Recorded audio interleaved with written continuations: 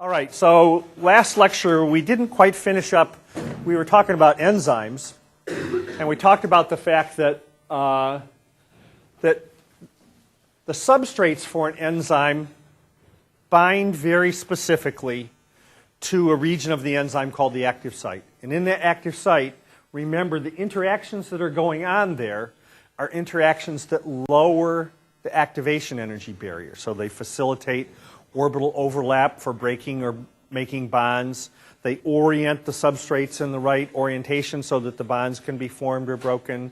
They stabilize the interaction between the molecules in the transition state, the substrates in the transition state, all of which lower the activation energy barrier so things can go faster. Okay? That part, I think, is relatively straightforward. We're going to move on to talk about some aspects of enzymes that are very familiar to you, but I'll bet you haven't really thought about very much in terms of why it's important. So, the first one is this. This is a plot of substrate concentration on the x-axis and the rate at which the enzyme converts substrates into products, the velocity of the enzyme, on the y-axis. And this is referred to as a Michaelis-Menten plot. So whether you remember the name or not, I suspect all of you have seen something like this before.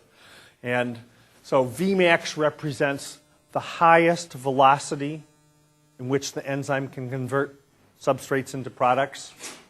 And we define this constant, the Km, Michaelis-Menten constant, as the substrate concentration at which the velocity is 1/2 of maximum. Okay, so probably most of you have encountered this somewhere along the line, maybe even have it well ingrained in your brain. The question I want to start off with is, what dictates the shape of this curve? What is it that dictates the shape of this curve? For every enzyme, the curve has this shape. The Km may vary. The maximum rate may vary, but the shape of the curve is the same for every enzyme. For a certain substance, the molecules have a different distribution of energy. Some have more energy to begin with, and so those will react faster. And the ones with less energy to begin with, they'll take a higher concentration so the rate is lower. Do you see energy explicitly anywhere on here? No. So actually, energy does determine how many of the substrates can be converted into products. But it doesn't really dictate the shape of this curve. So it has to do with a limited number of activation sites, and then if you keep adding enzymes, won't necessarily speed up the reaction. Okay, are we changing the concentration of enzyme here? No. What are we changing the concentration of? Substrate. Substrate. Okay, so when we get to Vmax, why does the rate of the reaction saturate? Why can't it go any faster? Yeah. Because every enzyme is an enzyme substrate complex. Yeah, so remember in the previous slide that in order for the substrates to be turned into products, the substrate has to bind first, right? So at the top of this curve, where the rate is saturated, the substrate concentration is high enough that every enzyme on average has got a substrate bound to it. If you add more product, you can't go any faster because binding of the substrate is a prerequisite for converting the substrate into products, right? You're familiar with that. But we're still not answering the original question. What dictates the shape of this curve? You've told me what dictates where the maximum velocity is, but you haven't told me what dictates the shape of the curve. It's very simple.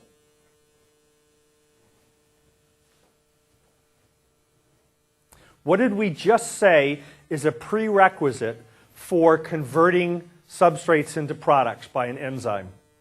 Binding. Binding. So at this concentration of substrate, how much substrate is bound to the enzyme? At the maximum, how much is bound to the enzyme? So does binding of something, the substrate to the enzyme, change as a function of concentration? Yes, of course. If we make a plot where we plot the concentration down here and we plot percent enzymes with substrate bound,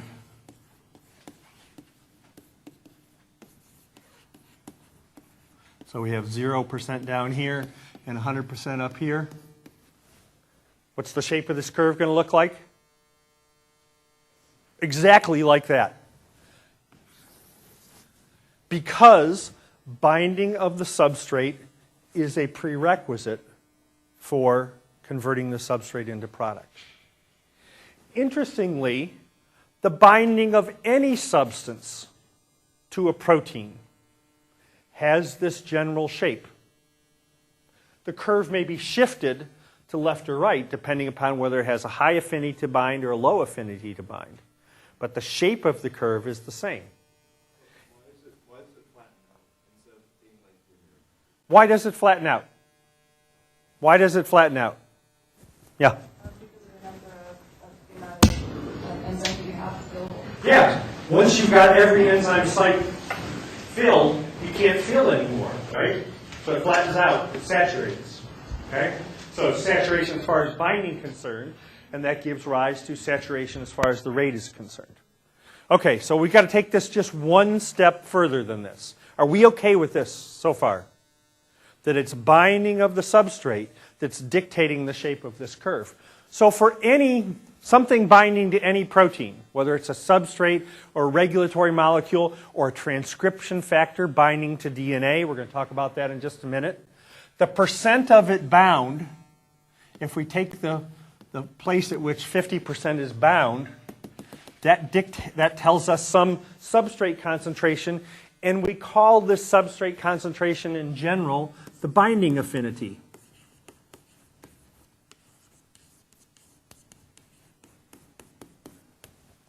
So something that binds the substrate very well. Will the curve shift to the left or to the right? To the left. Things that bind tightly will have a very low value of substrate when it's 50% bound. If it binds weakly, then you got add a lot more substrate. Okay? So what this means is the shape of this curve is entirely dictated by the binding affinity of the enzyme for the substrate. High affinity means low concentrations will make the enzyme go faster. Low affinity means you have to add more substrate before the enzyme will work. Yes?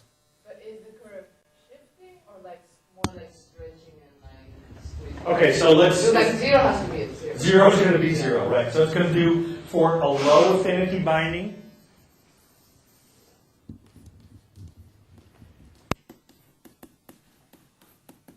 Okay, and for a high affinity binding, it might be like that.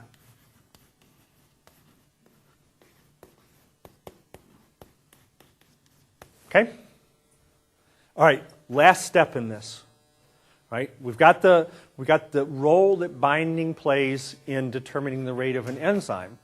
But let's also remember that most enzymes are regulated by allosteric molecules, by things that bind to the enzyme in some other site than the active site. How does binding of something at some other site than the active site regulate the activity of the enzyme? Yeah, change the enzyme's conformation, so it might change it so the active site doesn't, the enzyme or the substrate can't fit there anymore. Okay? So, what dictates whether or not the allosteric regulator is bound or not? So we're going to imagine a fixed substrate concentration, the enzyme's cranking along. What determines, if we put allosteric regulatory molecules in here, what determines whether it's bound or not? Yeah, exactly the same thing. Exactly the same thing. This concept of understanding binding affinity underlies almost everything we're going to talk about this semester. So when we talk about transcription factors, whether they bind to the DNA or not, it depends on the affinity of that binding and the concentration of the thing that's binding relative to that affinity. If it's lower, not much will be bound. If it's higher, more will be bound. So let's imagine in this scenario that there is a regulatory molecule bound to this protein that's turning it off. What would cause the enzyme to get turned back on again? Yeah, decrease the concentration of this, right? So whether or not that regulatory molecule is bound is going to, in many circumstances, be determined by changes in the concentration of it. If the concentration goes up, it's more likely to be bound. If the concentration goes down, it can unbind. It's a reversible process. Okay? It's actually a reversible process for the substrate to bind as well. It's just that there's a better chance that it'll get converted into products. There's no substrate product thing. It's just binding, and if it binds, it changes the shape of the enzyme, and either it could speed it up or it could slow it down, depending upon how it changes the shape. Okay, so the thing that I want you to take away from this is understanding what a typical binding curve looks like and how that binding curve dictates the behavior of substrates in enzymes, the behavior of regulatory molecules, allosteric regulators in enzymes, and as we'll talk about in just a few minutes, the binding of transcription factors to turn on or turn off the expression of genes copying the DNA to RNA. Okay? So questions on binding of anything to anything. This picture doesn't matter whether we're talking about proteins or DNA or two sugar molecules binding together. They all those things have the same shape. They just shift one way or the other depending upon the interactions that hold them together. Those interactions that hold them together.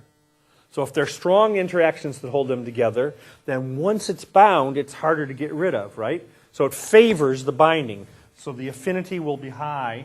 This binding affinity will happen at low substrate concentrations.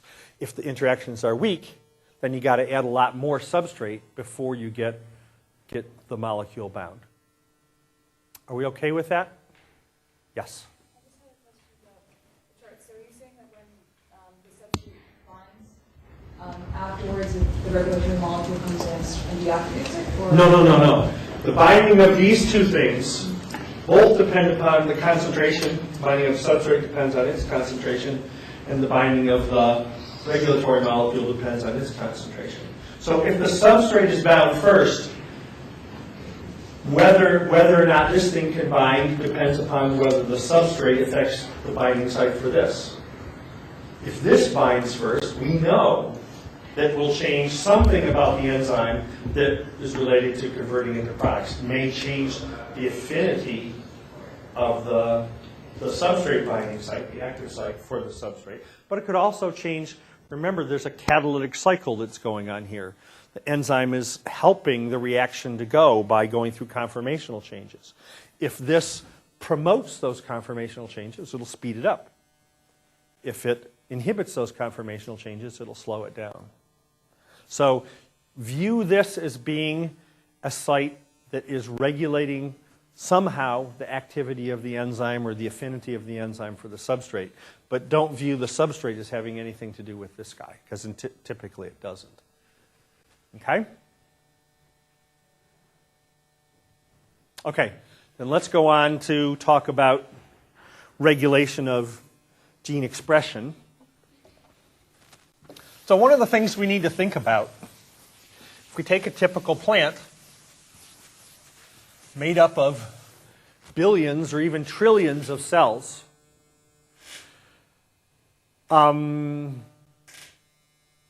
is there any difference in the DNA between the cells? Any difference in the DNA from one cell to the next? Typically no, right? So you form a zygote after fertilization of sperm and egg, and after that it's all mitotic divisions, replicating the DNA and giving equal DNA to the two daughter cells. So every cell, at least in theory, has the same DNA. So the question we have to ask ourselves is every cell in the plant the same? No, of course not. Some are leaf cells, some are root cells, some do photosynthesis, some do transport. What is it that dictates how all these cells with the same DNA can have such different properties? Gene expression, right? The genes encode proteins, and the proteins do basically, they dictate what the cell can do or what the size of the shape of the cell is. It's all determined by proteins, which in turn are determined by DNA. So if we're going to think about gene expression, we need to think about the general pattern of information transfer associated with gene expression. So we start off with the DNA. And it's fair to say that almost everything that a cell is capable of doing or not doing is encoded in one way or another in the DNA. I bet you I can challenge you to give me lots of things that would be hard to understand how that actually happens. Right? So how does the DNA limit, like the pine trees out behind us here? Those trees only get to a certain size. They won't grow any more than that. How is that information encoded in the DNA? First of all, is it encoded in the DNA? Absolutely. How is it encoded in the DNA? Well, in general, there's a lot of questions like this that we're just not smart enough to answer yet. Okay, but it is. You can generate mutations in certain genes in the DNA that will cause the tree to be taller, shorter. It's controlled in the DNA. Okay, so as we know that what's going to happen here is the DNA is somehow going to be converted into messenger RNA. And that messenger RNA then is going to be converted into protein. And we want to think about what are the steps that are going on here, because if we're thinking about regulation of gene expression, taking information in the DNA and converting it into proteins that then dictate what the cell can and can't do, we got to understand what are the processes here that can be regulated. Okay? So the copying of DNA to RNA is called transcription.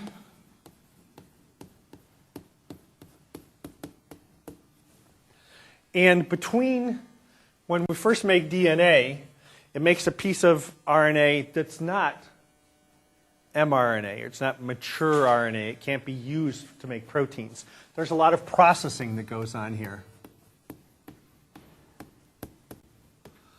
That processing includes, if you remember from basic biology, there's a 5' cap methylguanosine that's added to the RNA, and there is 3' polyadenylation.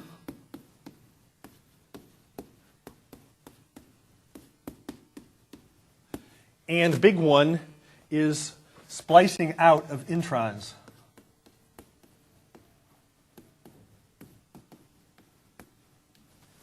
So I think I got a picture here.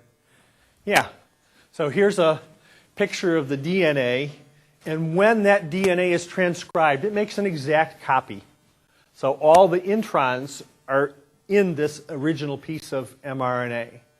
The first thing that happens, it gets capped on the 5' end and gets polyadenylated on the 3' end. That happens to every RNA, mRNA. And then the introns get spliced out. So the only thing that's left here is the part that actually encodes this. Okay, so this is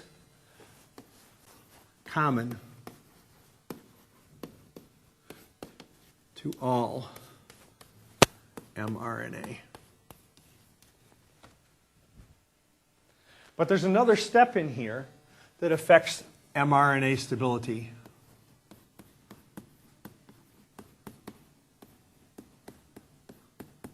We'll see over the range of physiological things that we talk about this semester that some mRNAs only last for a few minutes, and other mRNAs will last for days. So one of the main things that we're going to spend our time talking about today are processes that regulate the stability of mRNA. Is it made in the first place? And if it's made, how long does it hang around? It turns out that those are the two places where most of regulation of gene expression occurs. Is the DNA transcribed? And if it's transcribed, how long does the mRNA hang around? Okay? So once we've got this mature messenger RNA, the next thing that's going to happen is translation. Converting the information that's encoded in a sequence of nucleotides into a sequence of amino acids that dictates how the protein folds up and therefore all the things that the protein can do. So there's also processing that goes on here. So for example, the start codon for translation is always methionine. It encodes a methionine amino acid. But in many proteins, that methionine is removed. Okay, so there's removal of the N-terminal methionine.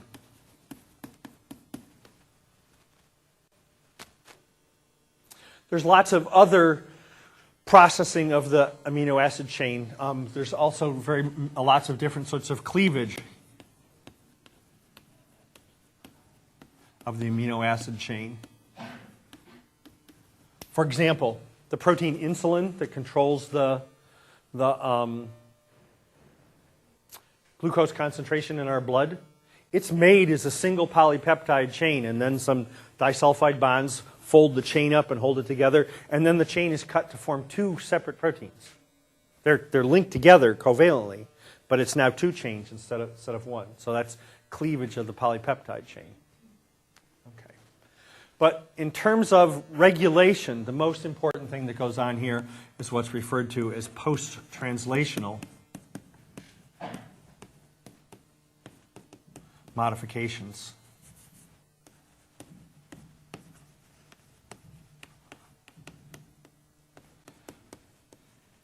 And some of these involve protein stability, not all of them.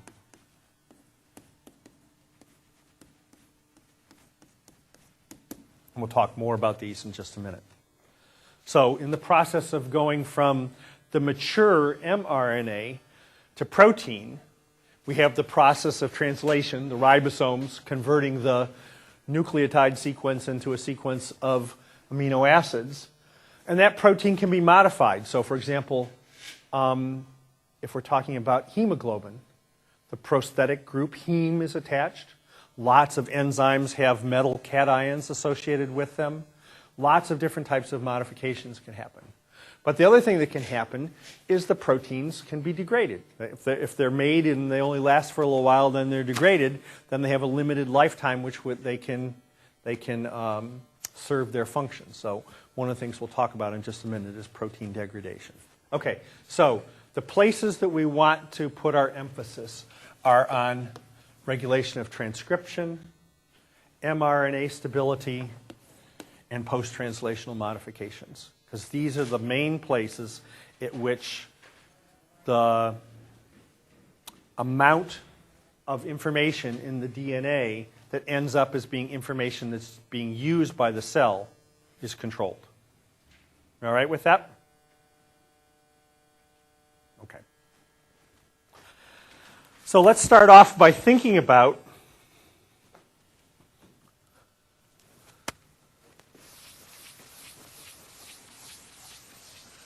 the topography of a typical eukaryotic gene. And this doesn't matter whether we're talking about plants or animals or fungi. They're basically all the same. Okay. So we'll have, down at this end, we'll have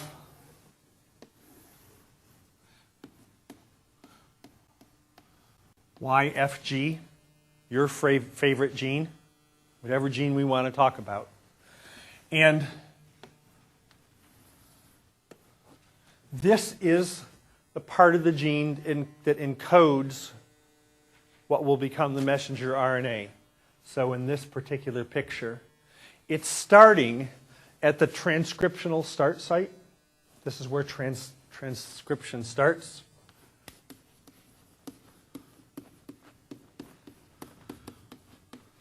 And it might be very complicated. There may be 10s, 20, 30 introns in there that need to be spliced out. But basically, this is the part of the gene that's being transcribed. We're not so interested in that. We're interested in what's happening upstream from that gene. So upstream from this transcriptional start site. And so we go upstream from there for on the order of 100 base pairs.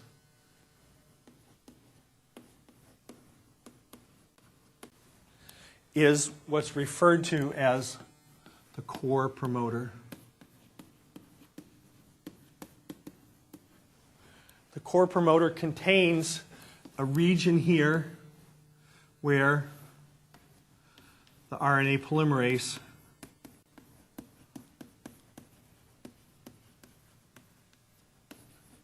initially binds to the DNA.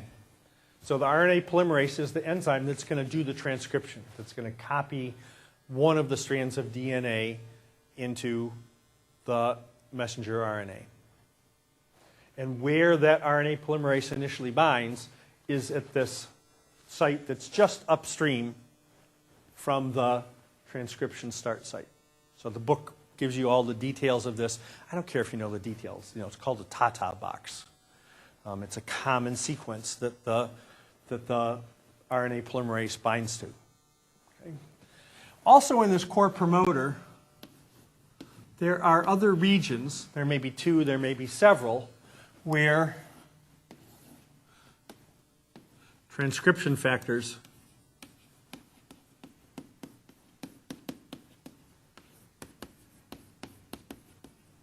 can bind.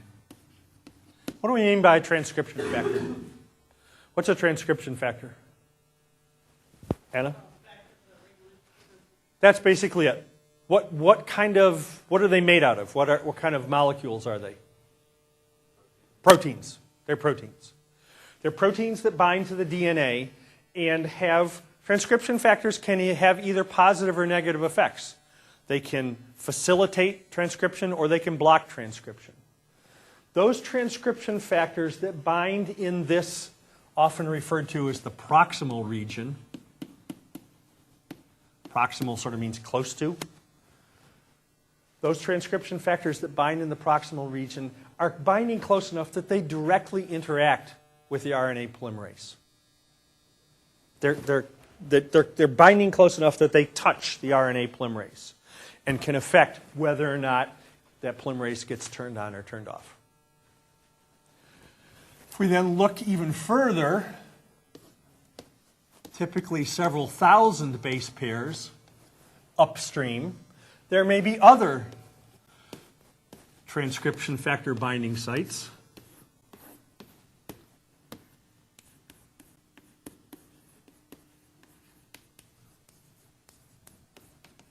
These are referred to as the distal sites.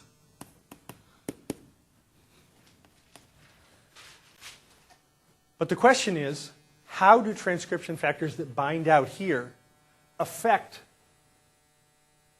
the function of the polymerase? They're a long ways away. Yeah, the DNA folds up. It folds in such a way that these transcription factors are brought into proximity to the RNA polymerase. Some of these transcription factors that have negative effects on transcription prevent the DNA from folding so that transcription factors can't get close to here.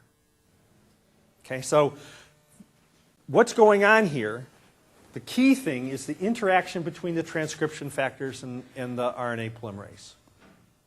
Once all the right stuff is there, the RNA polymerase starts transcribing the gene. If there are proteins that bind that prevent the right stuff from getting there, then they're going to have a negative effect on transcription. Now we're going to have lots and lots of examples of this, mostly in the second half of the semester when we talk about regulation of growth and development and hormones and things like that. But this is the basic mechanism by which transcription is regulated. What determines whether those transcription factors are there? Let's just say that a transcription factor has to bind here in order for this gene to be transcribed. What determines if this transcription factor is there? Anna?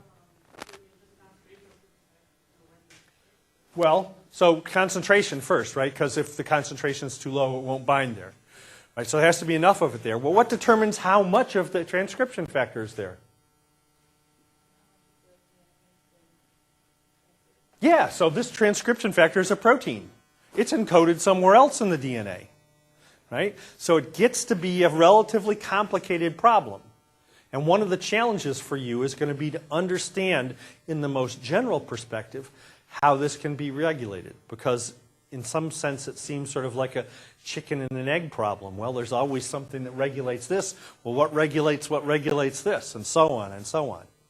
Right? So we're not going to talk about it anymore today. But when we give specific examples of this, when we talk about growth and development, we will talk more about it. But in general, you need to keep in mind that it's the concentration of transcription factors that determine whether they bind, and how much transcription factor there is determined by how much of that protein is being transcribed and translated. Okay. All right, so we've gotten through the part of regulation that's directly related to transcription. Transcription is determined by the presence or absence of these positive or negative acting transcription factors. That's basically it. They bind at two different places, close, far away. Far away ones depend upon bending of the DNA so that you can bring these binding sites close to the RNA polymerase. Okay? All right, now we're going to switch to talking about the part that a lot of you had questions about, and that is, how do we control the stability of this mRNA? Once it's made, what determines how long it stays around? Okay? And there's many things. There are many different ones, but sort of one of the hot areas of biology these days is what's talked about in the textbook, and it's generally referred to as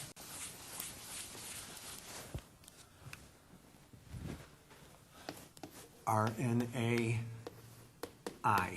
the I being for interference. The interference of RNA with the normal process of transcription, translation, making a protein, gene expression. RNAi turns out to be a very important mechanism that controls gene expression through the stability of the messenger RNAs. Okay, and it's by a number of different mechanisms, and we'll give a couple of examples. All right? Oh. The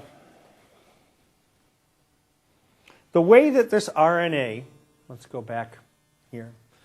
The way that this RNA is broken down, the way you get rid of messenger RNA is through enzymes called nucleases. These degrade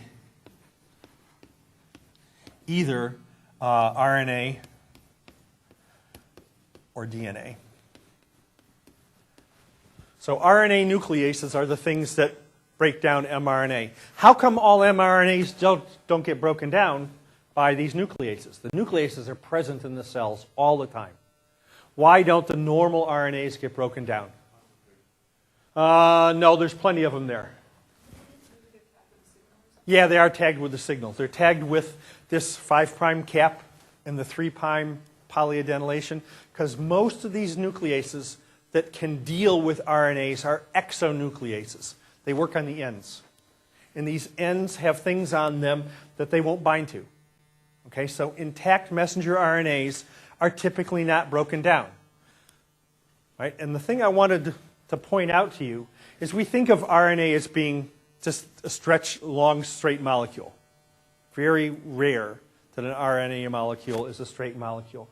RNA molecules tend to fold up just like proteins. You've probably seen pictures of this. This is a transfer RNA. It's a thing that brings the amino acids into the ribosome to get the polypeptide chain growing. But what I'm trying to show here is this RNA has a structure where there are regions where there's complementary base pairing. That's called a stem. And there's regions where there's no base pairing. That's called a loop. So this is a sort of a typical two-dimensional picture of the structure of RNA, but this is the same RNA that shows its three-dimensional structure. So you can see regions in here where these lines going between the two strands where there's base pairing, and regions where there is no base pairing.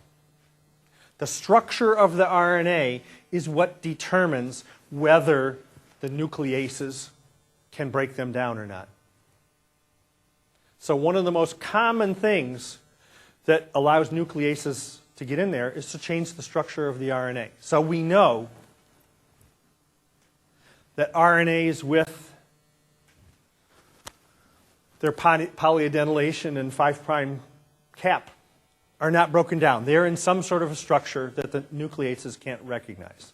So we've got to change that structure so the nucleases can get to it and break it down. How does this happen?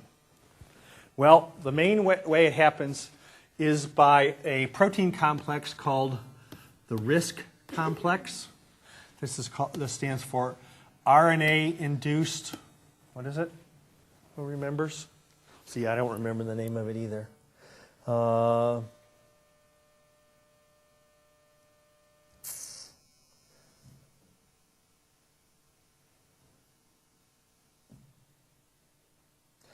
There's it. RNA-induced silencing complex.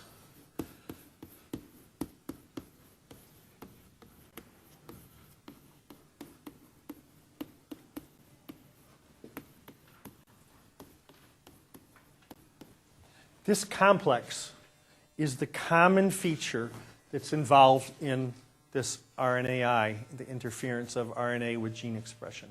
And we want to see how this happens. The key to this process is formation of short pieces of double-stranded RNA, not DNA, RNA. Okay, so, and typically this is on the order of 21 to 24 base pairs, these pieces of double-stranded RNA. We're going to talk in a little bit about where they come from. But first we're going to talk about how they regulate gene expression. So in this cartoon, we see the double-stranded RNA gets broken apart, and each one of those strands binds to a protein complex. That's this RISC complex. And the RISC complex comes out into the cytoplasm, and when the RNA binds to a complementary messenger RNA sequence, one of the main things that happens is there is nuclease capability in this RISC complex, and it breaks the RNA in the middle, somewhere in the middle. It's exposing sections of RNA that normally aren't there. The nucleases come in and they chew up the rest of the RNA. So it's this initial cut by the RISC complex that does it. And where it cuts, what RNA is broken down, degraded, and which ones aren't, are determined by the sequence, the base complementarity between this short piece of double-stranded RNA and the messenger RNA. If it's complementary, it binds, it cuts. If it's not complementary, it doesn't bind and it doesn't cut. That's simple. Right? So basically, this is a specific nuclease. It's being guided to the place where it's going to cut by that short piece of RNA. Okay? We haven't talked about where the RNA comes from yet, where this double-stranded RNA comes from yet. But when it's there, it gives rise to causing a decrease in the stability of any mRNA that's got a complementary sequence. Okay? All right. One other thing this RISC complex has just recently been found out to do is that it can also bind to the RNA, which can, while it's being transcribed or after it's been transcribed, and leads to modification of the DNA. We have the modifications to the DNA we'll talk more about in just a few minutes. But basically it leads to modifying the structure of the DNA, methylating the DNA, or changing the histones structure that the DNA is attached with so that it decreases the transcription of those genes. This falls into the range of epigenetics. And as I said, we'll talk about that in just a minute. So two possible outcomes that regulate transcription by this RNAi. Either breaking mRNA strands that are complementary to this double-stranded RNA, or by changing the structure of the DNA that decreases the expression of those genes. Both of those happen as a consequence of forming this double-stranded RNA, forming this RISC complex, and that interacting with either the RNA or the DNA. They both downregulate the expression of the gene. You all right with this? If you have questions, please ask. Okay, so the next question we have to ask is, where does that double-stranded RNA come from? And there are actually lots of answers to that. 3 or 4 of them are talked about in the textbook. I'll just mention a couple of them here. One of them involves what's referred to as microRNA, or miRNA. MicroRNA basically behaves like a gene, but that gene makes a messenger RNA, but that messenger RNA is never translated. That messenger RNA folds up and forms a stem region, a double-stranded region, that an enzyme called dicer comes along and cuts up into short pieces of double-stranded RNA, pieces that are 21 to 24 base pairs long. So one of the sources of the double-stranded RNA is just like messenger RNA. It essentially is a piece of messenger RNA, except for that it's never translated. It's acted upon by other enzymes, the dicer enzyme, to cut it up into these short pieces of double-stranded RNA that then form the RISC complex and go on to do the things that we talked about. Okay? So it's a chicken and the egg problem, because you still have to go back and say, okay, what controls the transcription of the microRNA? Something has to control that as well. It's not random. All right, and we'll give some examples of that later on in the semester. Okay, another mechanism by which the double-stranded RNA can be formed is called siRNA, short interfering RNA. This is different because there's no messenger RNA involved in this. Sections of the DNA are transcribed, and then by a couple of different mechanisms are turned into double-stranded RNA. So there's this really bizarre enzyme in organisms that is an RNA-dependent RNA polymerase. So we talked about, up here in transcription, a DNA-dependent RNA polymerase. It copies a DNA strand to make a piece of RNA. This is an RNA-dependent RNA polymerase. It goes along, takes a single-stranded piece of RNA, and makes a complementary strand to it. That's the main way these short interfering RNAs are. So there's no mRNA involved here. It's not made like an mRNA at all. And then dicer comes along and cuts these up into the short pieces that then go on and interfere. What do you mean it's not made like mRNA? It's not made, it doesn't have a 5' cap, it's not polyadenylated. It's treated in a different way. Okay? I mean, yes, it's RNA, and it's RNA that's copied from the DNA, but once that copy happens, it's treated in a very different way. It doesn't get polyadenylated. It right away gets copied by this RNA-dependent RNA polymerase to make the double-stranded. Okay? So the key to understanding this is to recognize that somewhere before all this, something is regulating the expression of transcription here or transcription there. And the expression of this microRNA or the short interfering RNAs are then decreasing the stability of mRNAs with complementary sequences. It's complicated. But it turns out this is one of the main mechanisms by which RNA stability is regulated. As I said, some RNAs only hang around for a few minutes, some hang around for days or more.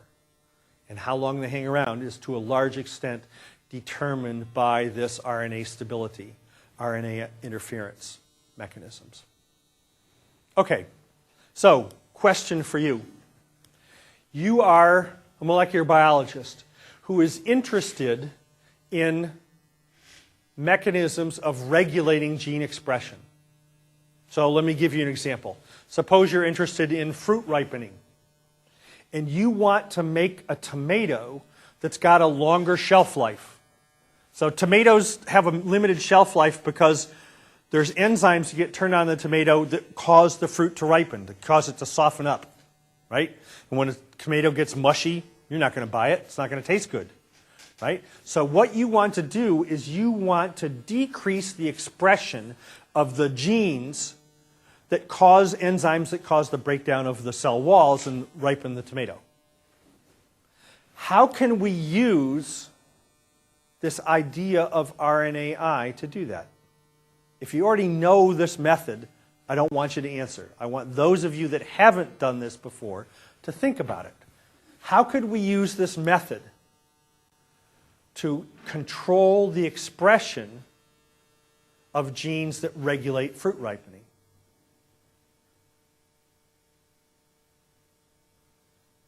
So you have, assume that you have the normal tools that a gene jockey would have, ways of introducing genes into a plant either transiently or stably. So you can take any gene you want, any piece of DNA you want, and put it into the plant. How are you going to use this to control the expression of a specific gene? Want to take a crack at it? You put in the gene that codes for the, like, to make these RNAs that are gonna interfere with the other gene that is the one that's making proteins and stuff that cause the fruit to ripen. Yeah, that's basically correct. Yeah. So if we want to control, if we want to break up a specific RNA, let's say it encodes for a cell wall degrading enzyme that's involved in fruit ripening, then we take a sequence of that and we put into the genome, we put in a foreign gene that when the RNA is made, it forms a structure like this, where this sequence, these two sequences on that same RNA, are complementary to each other. So it folds up and forms a double-stranded RNA region that then dicer can come in, cut those off, make these little pieces of double-stranded RNA that then are complementary to the sequence of the RNA that we want to downregulate. This has turned out to be one of the most useful techniques in not just in plant molecular biology, but in molecular biology in general, because all eukaryotes do this. So that you can either stably or transiently introduce a gene that forms this double-stranded region, one of those pieces being complementary to the mRNA that you want to get rid of. And it works quite effectively. Yes, question? So does any region that has complementary pairing will form this double-stranded RNA? Yeah. Or is it? Okay. Yeah, so when RNA is made, whether it's tRNA, ribosomal RNA, whatever, that RNA will fold up to form some stable conformation that depends upon the sequence of the bases, right? So there are very few pieces of RNA that are just straight pieces of, 50 or 100 nucleotides. They fold up in lots of complicated ways. And how that folding dictates their function in the same way that the folding of a protein dictates its function. So they have to fold in a certain way for the dicer enzyme to be able to recognize the sequences and form those short double-stranded RNA pieces. So you can't do it with just anything, but you can engineer it in a way that it will work. Is that how they made Flavor Saver tomatoes? No. No. The Flavor Saver tomatoes were made long before we understood RNAi. Okay? But RNAi was in fact discovered by accident.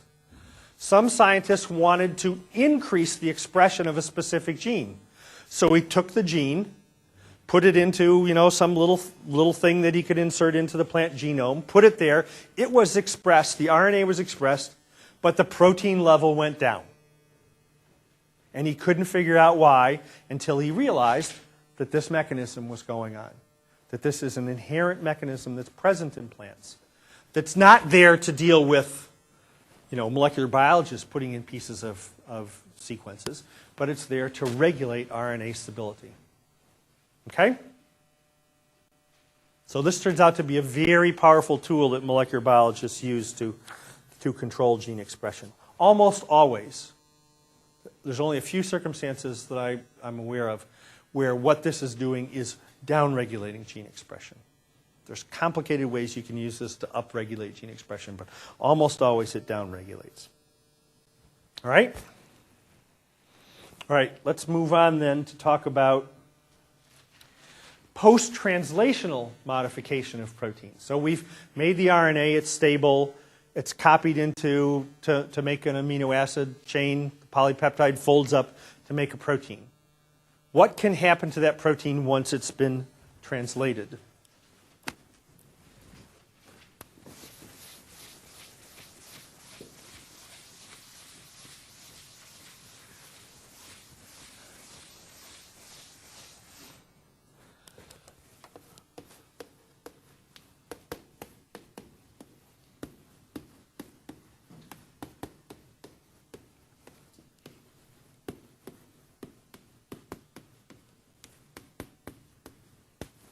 There are a good number of proteins that the final functional protein is nothing but protein. But there are many, many proteins that the final protein has got something in there besides amino acids. We call these often cofactors. They are non-protein components that bind to the protein to help some way its function. So, for example, we talked about hemes. Iron-binding compounds that are involved in oxygen transport in all sorts of animals. In fact, plants, under certain circumstances, make heme-like molecules to bind oxygen. Every organism uses hemes in electron transport, photosynthetic and respiratory electron transport. So this is a non-protein molecule that's bound in the protein to help the function. There are metal ions. So in a couple days when we talk about plant mineral nutrition, we'll see that plants need nickel and cobalt and zinc and iron and molybdenum and manganese and all sorts of things that bind to proteins to do some specific function. So the addition of these cofactors is one type of post-translational modification. One of the most common ones is phosphorylation.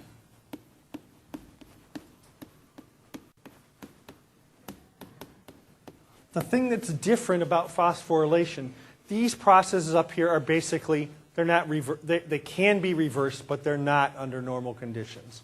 But phosphorylation is reversible. Typically, the scenario that we could think about is an inactive protein.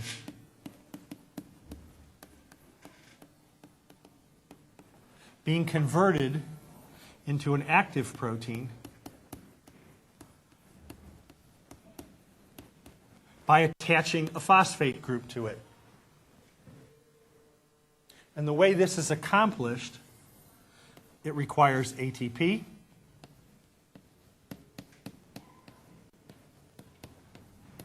So the extra phosphate that's being attached there comes from ATP. And it requires an enzyme to catalyze this, and that enzyme is called a kinase.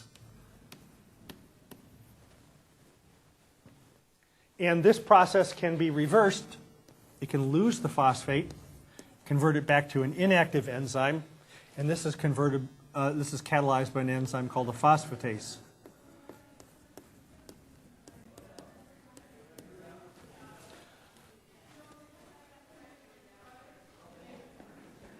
So the activity of this enzyme can be turned on and turned off by a reversible post-translational modification. And we'll see lots and lots of examples. Transcription factors are frequently turned on and turned off, activated and inactivated by phosphorylation.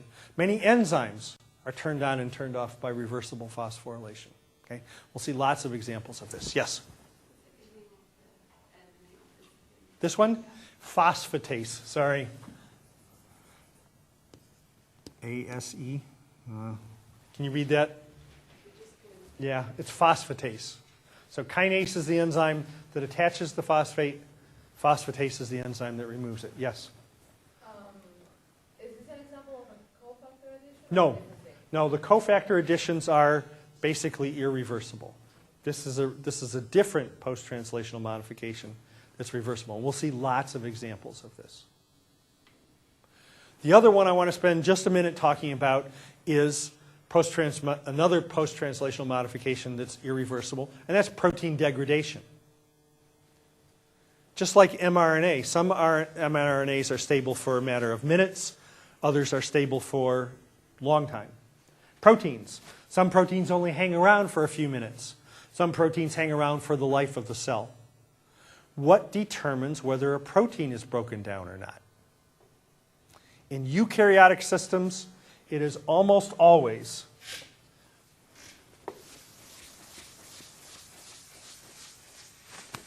a little protein called ubiquitin. Ubiquitin, it's about 75 amino acids. What's the average size of a protein in terms of number of amino acids? Sorry. Anybody know? Is this small or big? Small. What's the average size of a protein? No, it's about 500 or so amino acids. There are proteins that have thousands, tens of thousands of amino acids in it. So this is a relatively small protein. And ubiquitin is basically a protein tag. When ubiquitin gets attached to a protein, the protein it's attached to is destined to be degraded. So anything that gets ubiquitin attached to it is going to be degraded. And the way it's degraded, in sort of a cartoon picture here, very interesting structure called a proteasome. Proteasome is a big protein barrel. The ubiquitin targets the protein to this barrel. Once the protein enters the barrel, enzymes in there break the protein down. So ubiquitin targets proteins that are going to be degraded to the machinery that's going to do the degradation. So the question you should be asking is, what determines what proteins get ubiquitin stuck on it? Right? Stephen? I've heard that the proteasome actually looks like a grass can. Yeah, it is. I mean, it is barrel shaped. So it's. Well, yeah. Lots of times when people draw pictures, cartoons like this, they're trying to at least give some idea of the structure, and it actually is a barrel-shaped thing with caps on it that close. Yeah. So, in a very real sense, if you think about this proteasome as an enzyme, that's all it's doing. It's breaking those peptide bonds. But by closing the protein within this barrel, you create an environment that facilitates the breakdown of the proteins that couldn't have happened out in the cytoplasm, couldn't happen as easily. Okay? So it's a piece of machinery that, you don't want the average protein in the cell to go in here, right? Because then it would get broken down. So the only things that can enter here are things with the ubiquitin tags on it, right? So what determines what proteins get a ubiquitin tag on it? It's got to be some other proteins, right? And there's this sequence of E1, E2, and E3. Don't have to spend a lot of time worrying about the details of it. We'll give lots of examples later on. But E1 and E2 are basically sort of charging up the ubiquitin, getting it ready to attach to something. It's E3, the E3 ligases, they're called, that determine what the ubiquitin gets attached to. So whether a protein gets a ubiquitin attached to it or not depends upon E3 ligases. How many different E3 ligases are in a plant cell? Would you guess? One, a few, or lots? Lots, right? Because every one of them, if it just was completely general, it would target every protein in the cell and would get broken down, right? So the ligases, there has to be lots of different types of ligases to stick the ubiquitin onto specific proteins so they get broken down. Okay.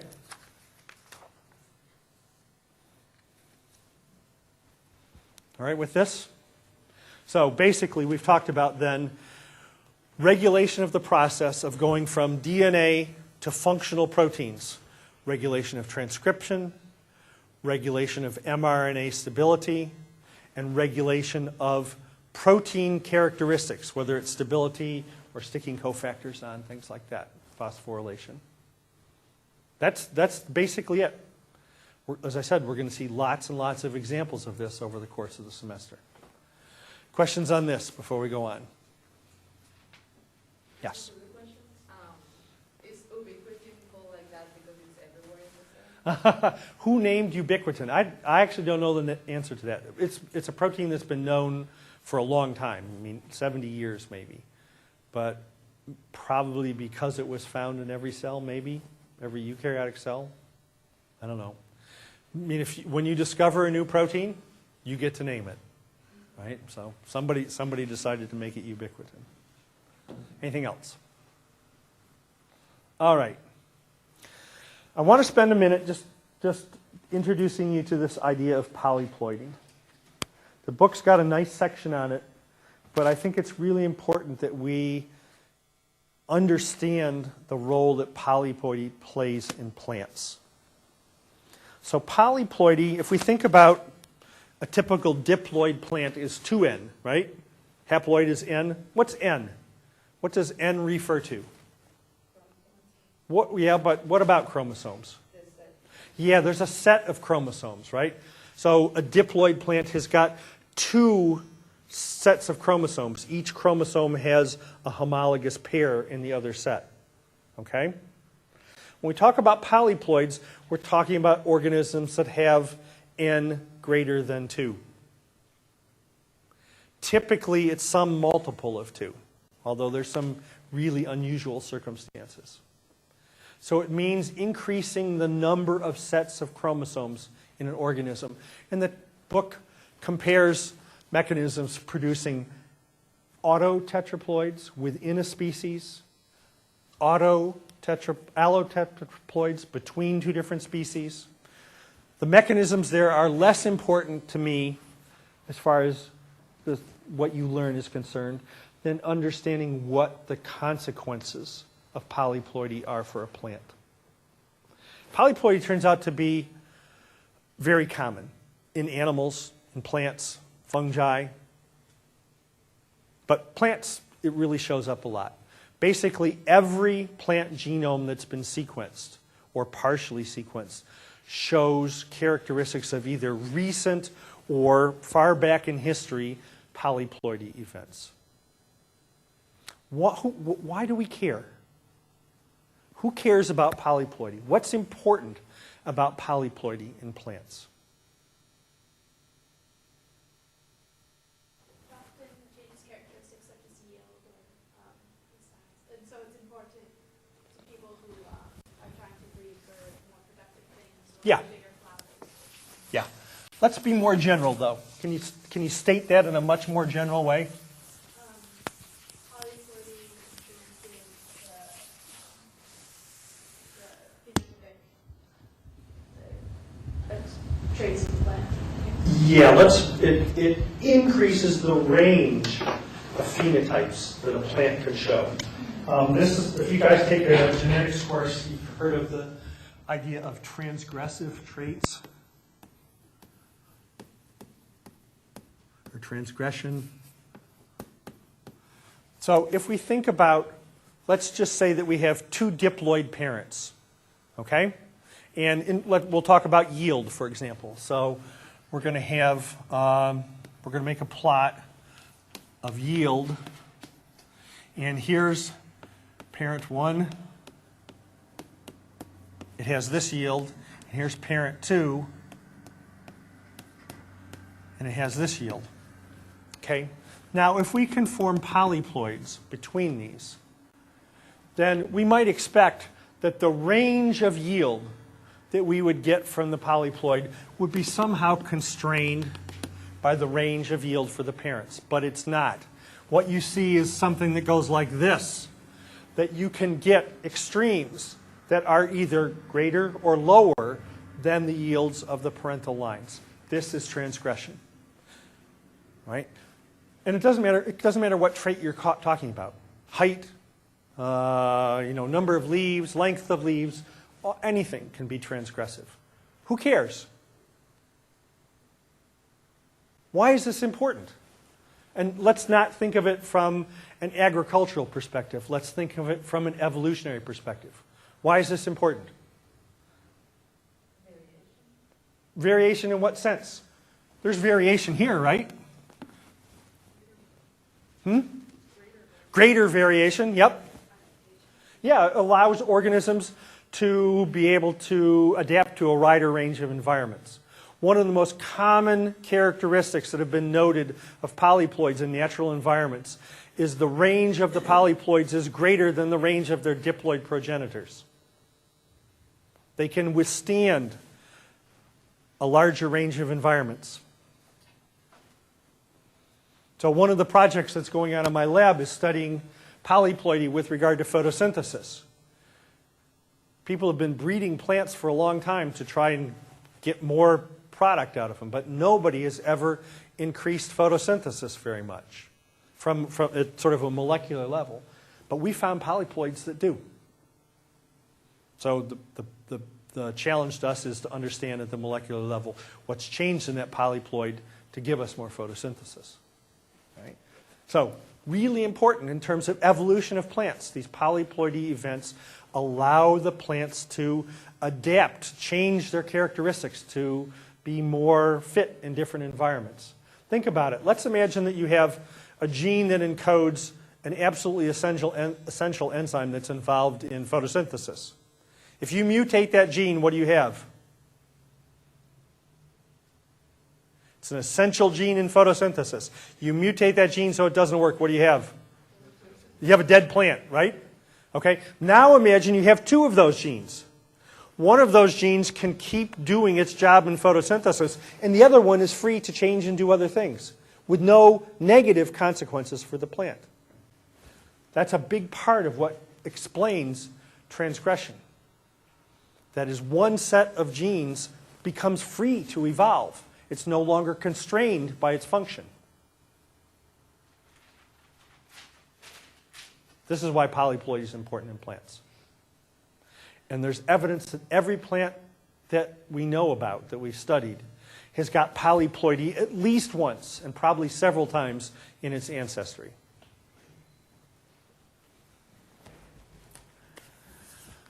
Okay.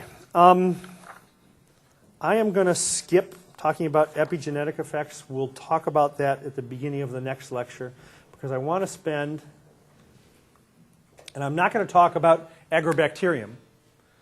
Nobody asked a question about it. So I assume that you all understand agrobacterium-mediated transformation in plants. If you don't, you better go back and look at it, because we're going to talk, it'll come up lots in the course. It's the most common mechanism of transforming plants. But I do want to talk about, let's not do transposon first. Let's do, a number of you had questions about chloroplast and mitochondrial DNA, separate genomes in the cytoplasm, and things like vegetative segregation and stuff like that, giving rise to plants that have variegation in it. So I wanted to spend just a minute talking about this idea of having nuclear and chloroplast genomes.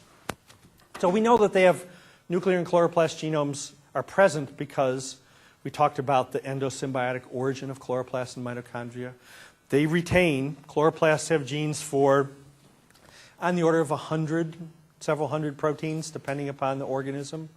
Mitochondria, a little bit smaller and more variable. But that means that some of the characteristics that are involved in photosynthesis in the chloroplast or in respiration in the mitochondria are encoded outside the nucleus, right? So that means that there will be inheritance of certain traits that will track independently of the nucleus. So we refer to this as non-Mendelian inheritance. Any trait that is encoded in the chloroplast or the mitochondria is inherited in a non-Mendelian way. And it should be easy to see why. Right? If it's a separate genome, it doesn't have to follow the same rules that the nuclear genome follows. So let's think about it for a second. In order for a plant to have chloroplasts, there has to be plastids present in the zygote. Right? Chloroplasts don't appear from nothing. They come from pre-existing chloroplasts. So where did the zygote get the chloroplast from? Either from mom or dad, right? From the sperm or the egg. Interestingly, many plants do not have plastids in the sperm. When the sperm cell forms, there are no plastids in it. So many plants have uniparental inheritance of chloroplast traits. There are some where the sperm does have plastids in it. So then you get biparental inheritance. But even though it's biparental inheritance, it follows a separate set of rules than the nucleus because they're separate genomes. They're not attached on the same chromosomes. Right? So let's imagine a plant cell that has two different types of chloroplast. From mom, from the female, the egg, it inherited normal chloroplasts.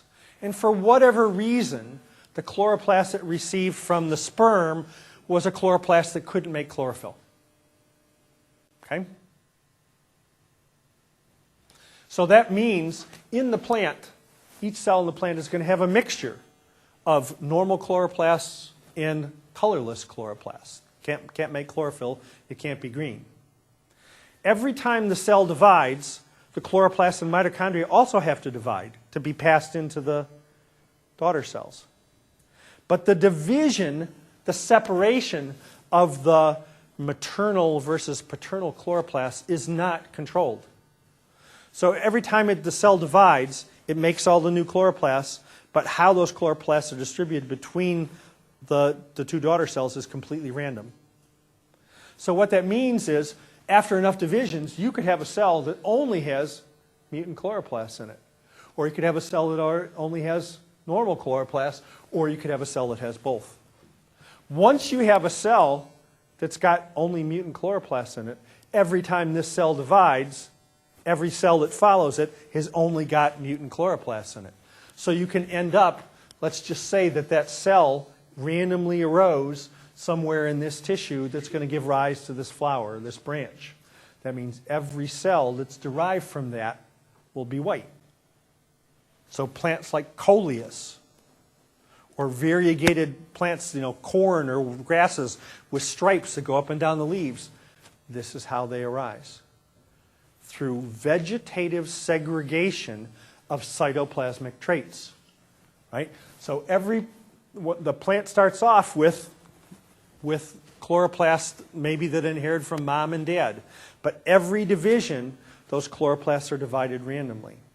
And somewhere along the line, you can, by accident, end up with cells that have only mutant chloroplasts. Okay? So this is just one example of inheritance of cytoplasmic traits. Okay, give me 2 minutes. I want to say something about transposons.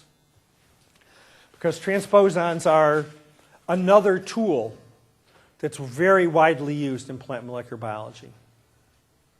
So who can give me the 30-second description of what transposons are? Jumping genes, okay. Yeah, so right here in this building, up on the second floor, Barbara McClintock. She's the person that discovered transposons in corn. Right? That was, I don't know, early 30s, I think, late 20s. Almost 100 years ago. Who cares? Why are transposons important? Why should we care about them? Why should we even include it in thinking about plant physiology?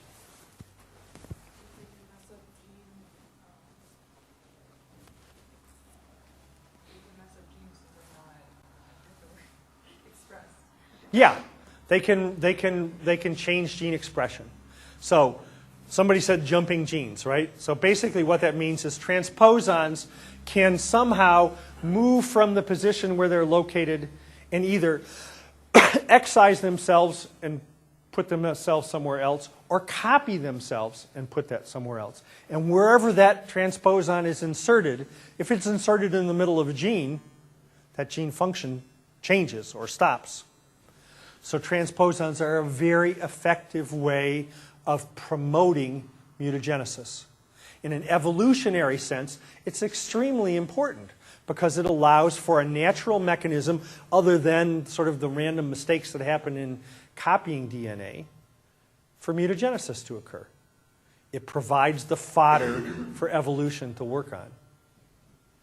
For molecular biologists, here's a built-in mechanism to internally mutate genes.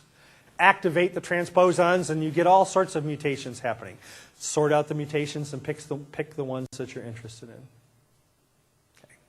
So the study question for today's lecture, that'll be due a week from today, asks you to think about the relationship between transposons, heterochromatin, euchromatin, gene expression, histone modification, all these. There's a number of things that are talked about in the textbook, but the textbook only gives you sort of a vague description of how they all fit together, but it gives you enough that you should be able to figure it out. That's what I want you to do for the study question, is see how all these things fit together. It's extremely important in understanding how the expression of genes is controlled. So pay some attention to that. Okay, so next time I'll spend 3 minutes talking about epigenetics to get us up to speed on that, and then we'll go on to start talking about water and plant cells. For the next 10 lectures, we're going to be talking about water and metabolism, respiration, photosynthesis, those sorts of things, sort of the traditional plant physiology stuff. Then the second half of the semester, we'll spend talking about growth and development and hormones and stuff like that. Okay? Good. See you on Thursday.